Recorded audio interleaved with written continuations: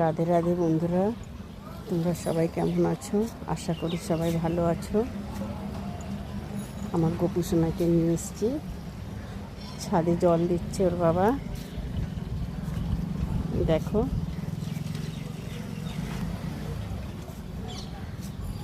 ফুল গাছে জল দিচ্ছে, কয়েকটা নটু গাছ বসানো আছে।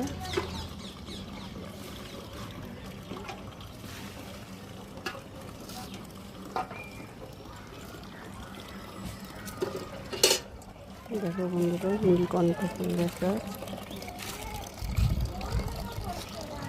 এই গাছগুলো জল দেওয়া হয়ে গেছে।